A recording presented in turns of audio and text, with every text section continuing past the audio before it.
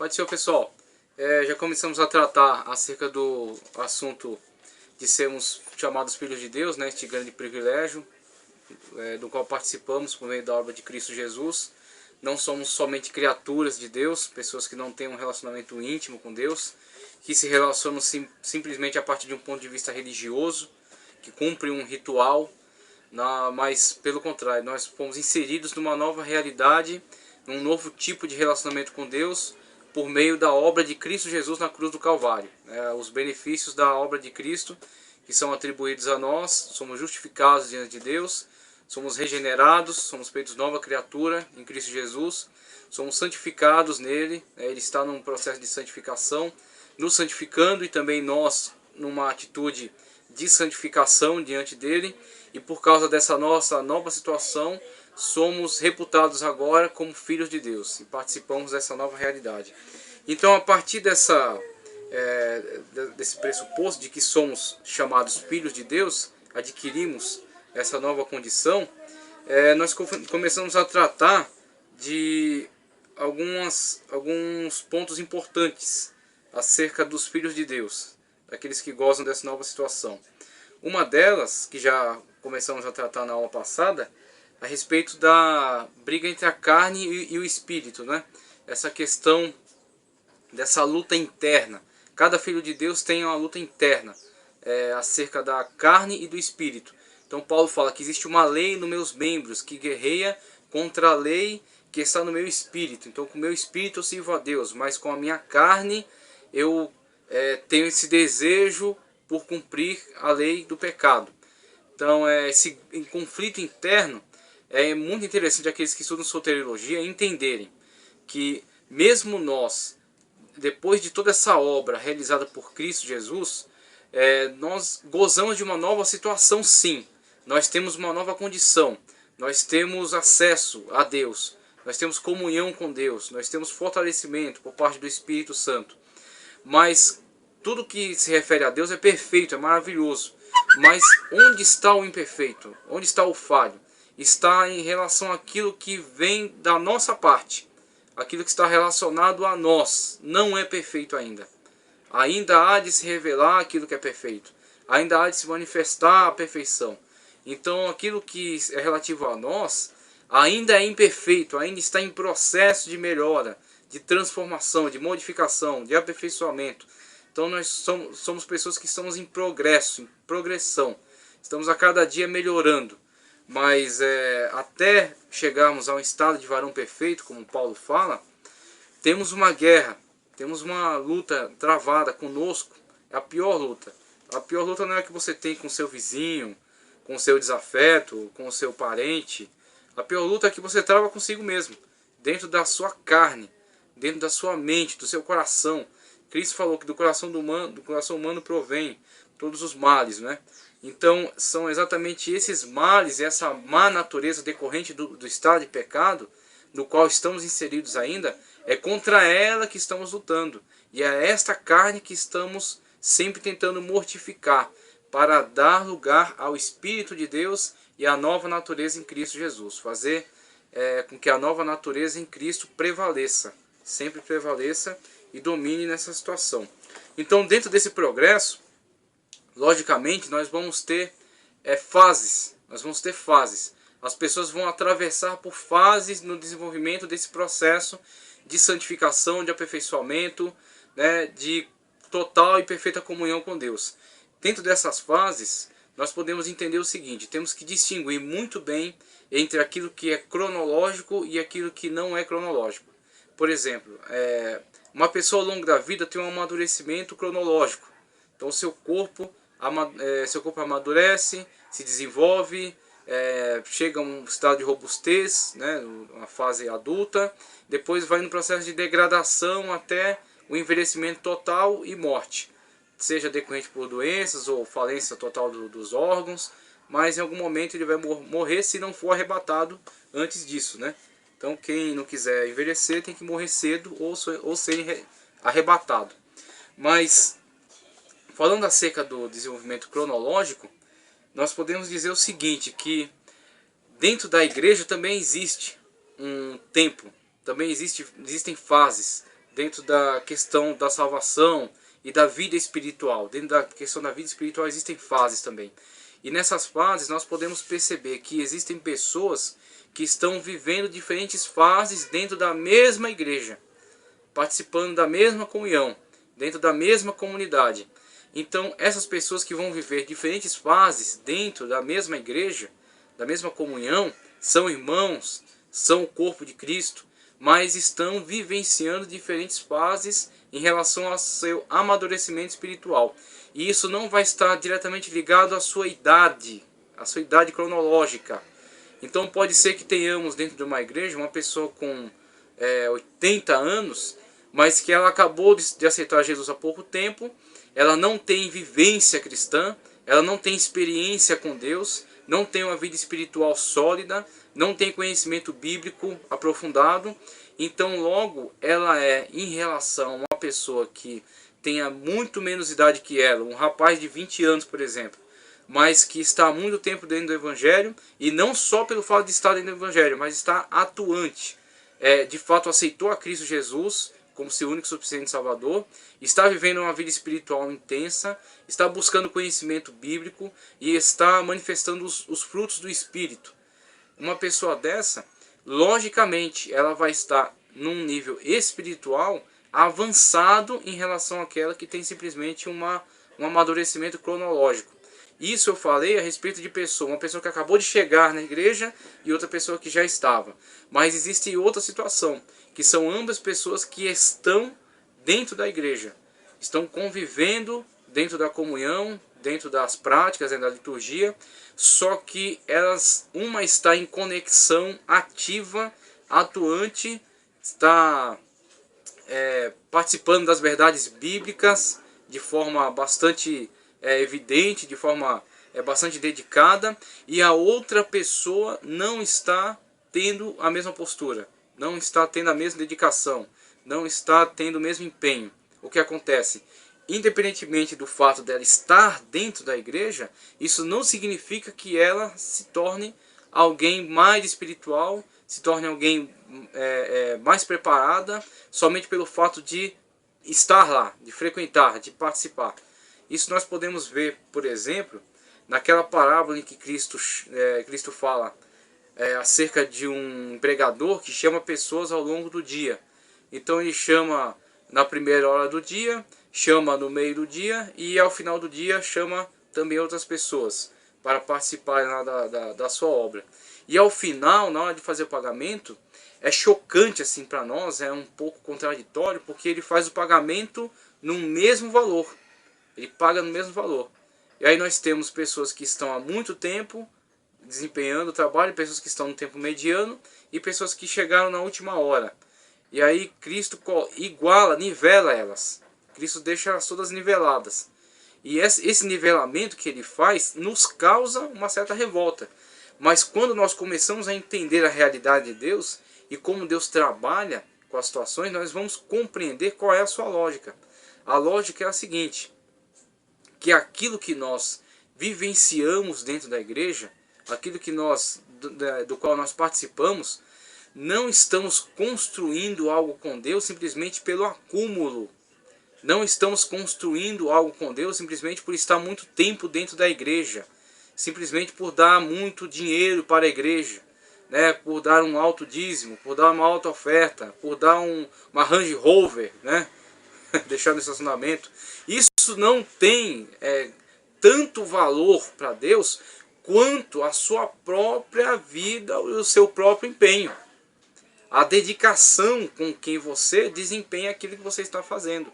Então se você chegou a 10 anos, mas você tem um envolvimento parcial, um envolvimento medíocre, não significa que por você estar lá há 10 anos, enfiado dentro da igreja, cumprindo com a liturgia, entregando dinheiro, não significa que você vá ter mais valor do que uma pessoa que de repente chegou ontem, mas entregou-se de corpo e alma, teve um arrependimento sincero e verdadeiro e está desejoso de cumprir com a vontade de Deus na sua vida, de pôr a palavra de Deus em prática, tirar da teoria e aplicar na prática, viver conforme a palavra de Deus, cumprir aquilo que Paulo falou, não vivo mais eu, mas Cristo vive em mim. Uma pessoa dessa, ela muitas das vezes, com pouco tempo, ela vai ter muito mais experiência e ela vai ter muito mais competência do que uma pessoa que está lá há muito tempo. Então a questão é o nível de envolvimento com Deus. É isso que dá o tempo de amadurecimento. E nós podemos ver, por exemplo, falando acerca de tempo de amadurecimento, de fases, nós podemos ver, por exemplo, o primeiro texto de Gálatas 4, 1 e 2, que diz: digo, pois, que durante todo o tempo em que o herdeiro é menor, presta atenção, ele é herdeiro, ele é filho de Deus, ele é filho do reino, mas ele está numa condição precária ainda. Ele está numa condição que não o permite ter muitos privilégios, não permite ter muito acesso às coisas de Deus. Durante o tempo em que o herdeiro é menor, em nada difere do escravo, posto que é ele senhor de tudo. Posto que, ou seja, mesmo sendo ele senhor de tudo, ele está numa condição semelhante à do escravo, no mesmo patamar. Mas está sob tutores e curadores até o tempo predeterminado pelo Pai. Então, o que nos mostra esse trecho de Paulo?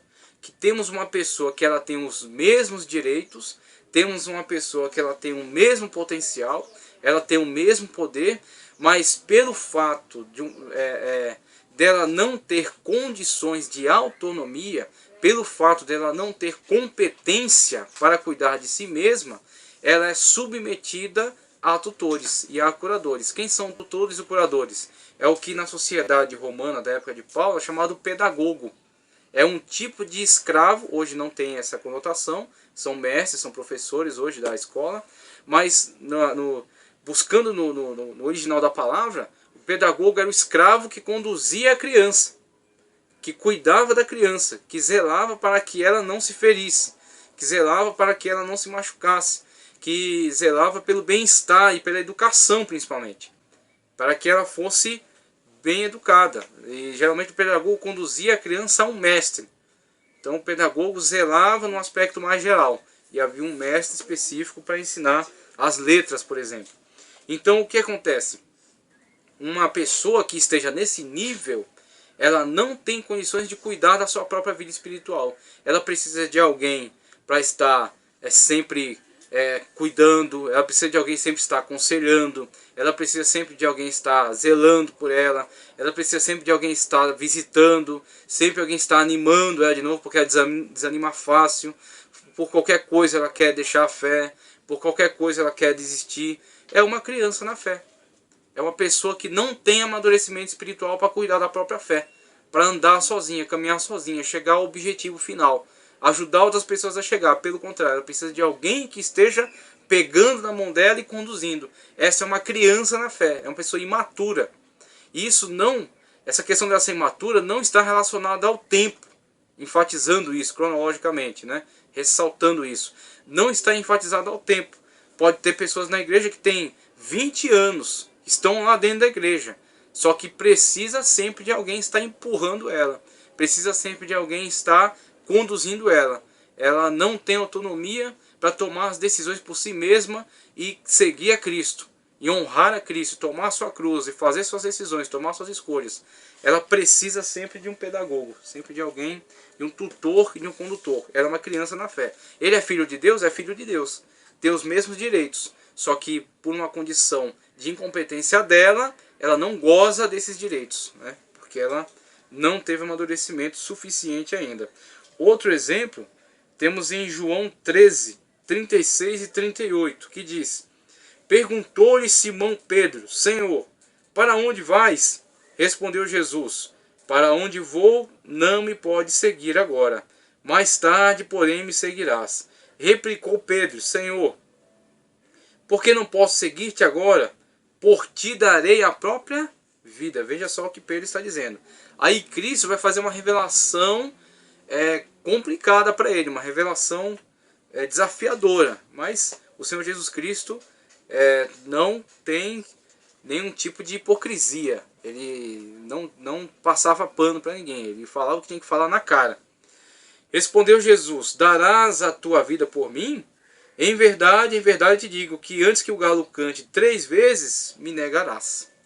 Antes que o galo cante 3 vezes, me negarás. Então, o que temos aqui é o que podemos classificar como uma segunda fase. Temos, primeiramente, uma pessoa completamente imatura. Uma pessoa que é filho de Deus, tem os privilégios do reino, mas não sabe cuidar da sua própria vida, por isso não goza desses privilégios. Precisa sempre de alguém estar tutoriando, né? Cuidando, acompanhando. A outra situação, temos uma pessoa que está em processo de amadurecimento, mas que não alcançou ainda o ápice, não alcançou a plena maturidade da sua fé. Por isso que ela tem alguns impulsos de empolgação. E ela pensa que vai superar qualquer barreira e qualquer dificuldade, mas ela acaba quebrando a cara diante de muitas situações. Ela está em processo ainda de amadurecimento, de crescimento, de desenvolvimento. Temos, por exemplo, o apóstolo Pedro, que já estava numa caminhada longa com Cristo. Já viu milagres, já viu pregações, já viu curas, já viu perseguições, né? Cristo já tendo que se deslocar de um lado para outro. Já viu embate de Cristo com fariseus, com saduceus, com escribas. E agora, diante dessa situação, Cristo passa a revelar o grande mistério da crucificação, que não foi compreendido por eles até a época em que Cristo ressuscitou e se colocou no meio deles. E ainda quando Cristo estava ascendendo aos céus, ainda vão me fazer uma pergunta para Cristo. Será por esses dias que restaurarás o reino a Israel? Aí onde Jesus fala na cara deles, fala, isso aí não é problema de vocês. Fala assim, não compete a vós saber os tempos que Deus determinou para estas coisas, mas permanecer em Jerusalém até que do alto seja revestido do poder. Então, até este momento, eles não haviam entendido qual era o propósito e o objetivo de Cristo com a sua obra. Mas o que acontece? Nessa situação, Pedrão falou, eu vou com o Senhor até a morte. Eu vou entregar minha vida pelo Senhor. Você não vai morrer sozinho, eu vou morrer junto com o Senhor. Vai haver uma época que Pedro, de fato, vai entregar a sua vida como um mártir. Vai entregar a sua vida como um holocausto a Deus. Só que não é aqui. Não é neste momento. Pedro ainda não tinha maturidade suficiente para assumir essa responsabilidade. É exatamente isso que acontece com algumas pessoas que estão dentro da igreja. Elas começam a ter habilidades, elas começam a ter desenvoltura na pregação, começam a receber dons espirituais, profecia. Então, continuando, é isso que acontece com muitas pessoas que começam a ter alguma habilidade dentro da igreja, mas que não esperam um direcionamento de Deus e estarem maduras o suficiente para serem colocadas à frente de um trabalho, serem colocadas na responsabilidade de um trabalho. Elas querem tomar a frente e fazer e acontecer e pensar que elas têm competência já para isso e para aquilo, porque estão há muito tempo, porque estão vivendo muita coisa, estão fazendo muita coisa e não entendem que para cada chamado que Deus tem também um preparo e tem um tempo. Então a forma como Deus chamou Paulo foi uma, a forma como Deus chamou Pedro foi outra, a forma como Deus chamou João foi outra. E para cada um Deus teve um preparo, Deus teve um meio, um modo de trabalhar, até o momento que pôde ser chegada a um nível de maturidade daquela pessoa, deste homem de Deus, dessa mulher de Deus, e então ele estar pronto para a devida obra, para o devido trabalho. Agora isso depende de um amadurecimento, de uma maturidade, depende que ele permaneça aguardando pelo tempo que Deus determinou. Permaneça aguardando, né, e trabalhando também, cooperando com Deus para que ele chegue no ponto certo, no amadurecimento certo da sua vida espiritual e estar pronto para assumir responsabilidades. É isso que muitas pessoas não entendem, pensam que grandeza no reino de Deus é ter alguma coisa. Grandeza no reino de Deus é ter um dom. Grandeza no reino de Deus é possuir algum nome, alguma reputação, alguma fama. E é onde quebram a cara, porque grandeza no reino de Deus não é ter, mas é ser. É ser. Como Deus disse quando fez a chamada de Abraão, anda na minha presença e ser perfeito, né? Ser uma bênção. Não era para Abraão ter uma bênção. Muitas pessoas têm coisas por aí. Mas importante no reino de Deus é aquele que é. É exatamente essa questão que trata acerca dos filhos de Deus. Os filhos de Deus não são aqueles que têm. Muita gente tem muita coisa, mas não é nada. Agora, os filhos de Deus são. Eles são alguma coisa. Pode ser que momentaneamente pareça que eles não têm, porque não está no tempo adequado ainda. Mas como o texto que a gente leu lá em Gálatas, ele não estava ainda no tempo certo de ter, de tomar a frente das coisas, assumir e mandar. Mas ele é herdeiro. Então pode ser que haja até um escravo aí, que por já ser um adulto, possa estar mandando, administrando as coisas do seu senhor. Angariando mais bens, mais renda, né? Tem algum poder, alguma autoridade. Só que isso é momentâneo. Ele tem momentaneamente, mas ele não é. Agora, o herdeiro que não tem, por enquanto, o herdeiro é. E vai chegar o momento em que ele vai amadurecer e vai tomar a frente de tudo aquilo que é seu por direito. Porque ele é herdeiro. Agora, tratando sobre aqueles que chegam nessa fase almejada da maturidade na vida cristã, vamos para Hebreus, capítulo 6, do versículo 1 ao 3. Crentes na fase adulta, por exemplo. Pelo que, deixando os rudimentos da doutrina de Cristo, prossigamos até a perfeição. Este é o nosso objetivo, prosseguir até a perfeição. Não lançando de novo o fundamento de arrependimento de obras mortas e de fé em Deus, ou seja, coisas básicas, fundamentais. Não vamos mais retornar aquilo que já está posto, aquilo que já está certo, o arrependimento das obras mortas, né? Aquilo do qual já fomos salvos, já fomos resgatados, redimidos, e de fé em Deus, ou seja, coisas que já não precisamos mais. O crente em Deus, a pessoa que tem convicção da sua fé, não precisa de mais argumentos, nem explicações, nem divagações, nem filosofia, nem teologia. Ele já está firmado nessa fé, nessa crença em Deus. Então ele tem que seguir adiante. Ele tem que buscar agora um comprometimento com esta mesma obra, um comprometimento com esse mesmo Deus. Manifestar a natureza de Deus na sua vida. Então, crer em Deus, ele já crê. Agora ele vai manifestar essa fé. É aquilo que nós, fazendo uma fusão entre aquilo que Paulo fala, Paulo enfatiza a salvação pela fé, né? A fé sem obras. Ou seja, a fé desvinculada de obras, a fé que é por crer em Deus. Então a fé não vinculada à justificação pelas obras. Mas uma vez que nós alcançamos a fé em Deus, a fé espiritual, a fé salvífica, nós temos que, essa fé agora terá que produzir obras. E é onde nós entramos agora em Tiago. Então Paulo fala acerca da fé, enfatizando a fé. E Tiago, uma vez a fé manifestada, ressalta que essa fé tem que manifestar obras. As novas obras agora. As obras que demonstram ser você uma nova criatura. Um crente maduro. Um crente que está produzindo frutos. Os frutos do Espírito. Mostra-me a tua fé sem obras. O que é uma fé sem obras? É uma fé falsa. Não é a fé de Paulo. A fé de Paulo não é a fé sem obras. A fé de Paulo é a fé que não é pelas obras. Ele não está justificando a sua salvação pelas obras. As obras da lei, por exemplo. Ele está justificando a sua salvação pela fé.